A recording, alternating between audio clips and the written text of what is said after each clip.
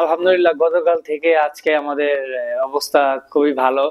কারণ গতকাল যে একটা সিচুয়েশন ছিল নেপালে, বাট বর্তমানে আজকে খুবই শান্ত, কোনো ঝামেলা বা ওরকম।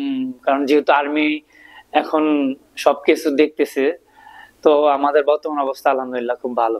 ফ্যামিলি সাথে আমাদের কন্টিনিউয়াসলি কথা হচ্ছে। তো ফ্যামিলি সবাই এখন, যেহেতু এখন আর্মির কাছে হচ্ছে এখন যে সিকিউরিটি যে বিষয়গুলো ওরা এখন হ্যান্ড ওভার করছে।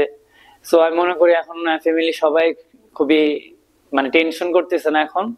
তো এখন আমি মনে করি যে আমাদের বর্তমান যে অবস্থা হোটেলের, খুব ভালো একটা অবস্থায় আছে। আর ফ্যামিলি সবাই এখন চিন্তা মুক্ত আছে বর্তমানে। আজকে আমরা এখানে সকালে ব্রেকফাস্টের পর আমাদের যে অ্যাক্টিভিটিস থাকে জিম সেশন, তো ওগুলা আমরা জিম সেশনটা শেষ করে আমরা দেন আমাদের অ্যাক্টিভিটিস গুলা সামনে কি হবে।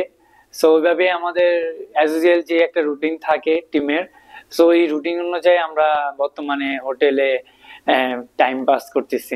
আমরা ইতিমধ্যে জানতে পেরেছি আমাদের প্রেসিডেন্ট তাবিদুল ভাই আর হচ্ছে উপদেষ্টা ইতিমধ্যে আমাদের সাথে কথা বলছে যে আমাদের কিভাবে সেফলি বাংলাদেশে নিয়ে আসা যায়, এই নিয়ে ওনারা কাজ করতেছে।